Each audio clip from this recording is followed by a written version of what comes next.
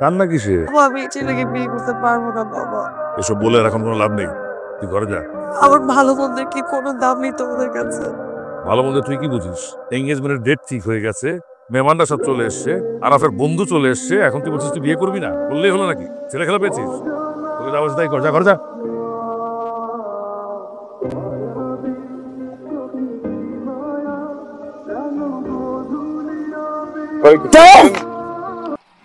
আমি ভাই প্লিজ এইসবে ভয় পাই। তোরে খাওয়ার লেগে জন্ম নিছি, তোর রক্ত খামু। আচ্ছা যে জিনিস ভর করে আছে এই প্রবলেমটা প্লিজ আপনার বন্ধুর কাছে শেয়ার করুন। এটা একটু আসি, হ্যাঁ সরি ভাই, ফাইন, মাঝে মাঝে হয় আর কি। সকলের মুখে যাবি, যাবো ডরাইছস। একটু বল ধরতে পারেন না? কি হা করে আছেন কেন? আপনি আপনি জাননি কোথায় যাব? না আজকে যাওয়ার কথা ছিল। আমার চলে যাওয়ার কথা ছিল।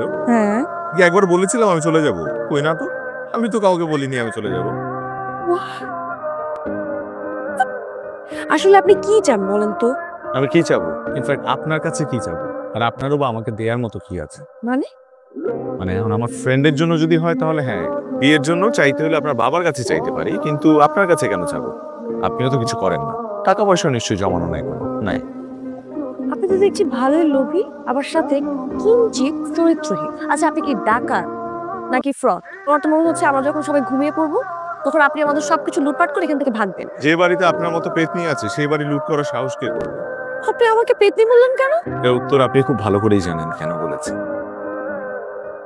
আচ্ছা, ওই যে ওর বন্ধুটা এসেছিল, ওটার কি অবস্থা আছে কেমন?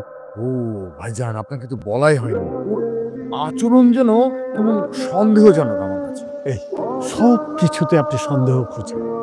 আপনার এই অভ্যাসটা বাদ দেন তো। খামাখা কেন ওর পিছনে গিয়ে সন্দেহ সন্দেহ করে ঘুরে গেছে? শুনুন, আমি আপনাকে আগেও বলেছি, এখন আবারও বলছি, এই বিয়েটা আমি করব। এঙ্গেজমেন্ট হওয়ার তো প্রশ্নই ওঠে না।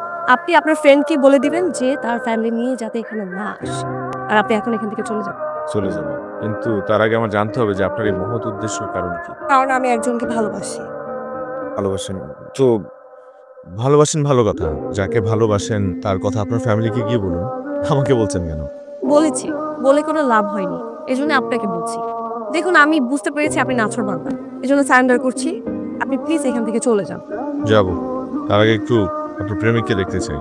একটা মানুষকে ভালোবাসেন, তার জন্য আপনার অ্যারেঞ্জ ম্যারেজ আপনি ভেঙে দিচ্ছেন। মানুষটাকে একটাবার দেখেন না, একটু দেখি। আমার সাথে দেখা হয়নি। এক্সকিউজ মি, আপনার সাথে দেখা হয়নি? আচ্ছা, দেখা না হতেই পারে। ভিডিও কলে তো কথা হয়েছে। হয়নি। ভিডিও কলে কথা হয়নি, হ্যাঁ। আপনি তার ছবি দেখেন? ছবি নেই। আপনি কি সুস্থ মস্তিষ্কের কথা বলছেন? একটা মানুষকে আপনি ভালোবাসেন, তার সাথে আপনার দেখা হয়নি, কথা হয়নি, ছবিও নেই, মানে আপনি তাকে দেখেননি। আমি তো ভেবেছিলাম আপনার আত্মবিশ্বাস কম, এখন তো দেখছি আপনার আত্মবিশ্বাস খুব বেশি। রাফির সাথে আমার পরিচয় ফেসবুকে। আমি ওর কবিতা পড়ে ওর প্রেমে পড়ে যাই। আমার সাথে ওর দেখা হয়নি, কিন্তু কখনো আমার প্রয়োজনে মনে পড়েনি। ভেবেছিলাম দেখা করবো, কিন্তু এর মধ্যে আমার বিয়ে ঠিক হয়ে যায়, এই ঝামেলার মধ্যে পড়ে যাই। আপনি জানেন রাফি অনেক ভালো মনের মানুষ। ভালো মনের মানুষ না হলে এত সুন্দর, এত দারুণ লেখা কিভাবে লিখে? কি সুন্দর তার কবিতা। আমি হারিয়ে যাই, আমি ডুবে যাই ওর লেখায়। আশ্চর্য, এই কথাগুলো আমি বা আপনাকে কেন বলছি? আচ্ছা, আপনার এই রাফির সাথে আপনার কথা হয় না?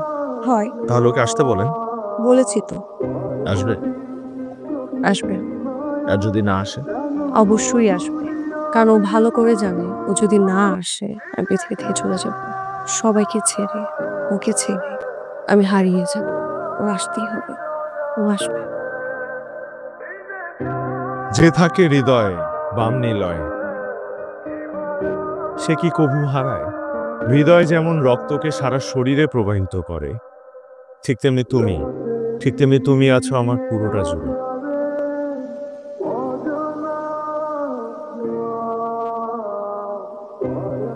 কি একজন কবি মানুষের এত সাহস থাকতে পারে, আমার আগে ধারণা ছিল না।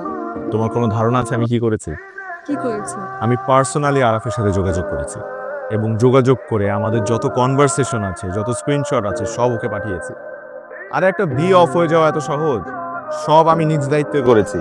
সত্যি করছি। হ্যাঁ, এই জন্যই তোদের ফোন অফ, ওরা যোগাযোগ করছে না। মাই গড, তুমি এত কিছু করবে আমার আইডিয়া ছিল না। আমি তোমার জন্য করেছি। I know. বাট তারপরেও আমার যদি বিয়ে হয়ে যেত তখন কি করতে? বিয়ে হয়ে গেলে বিয়ে খেতে আসতাম। হ্যাঁ, আমার কবিতার ভক্তের বিয়ে পারি না, আমি পারি তো। বিয়ে খেতে আসতো, খারাপ লাগতো না? না, খারাপ লাগবে কেন? আমার ভক্তের বিয়ে। ফাজিল, আমি জানি তোমার খারাপ লাগতো, কারণ তুমি আমাকে ভালোবাসো। আসি।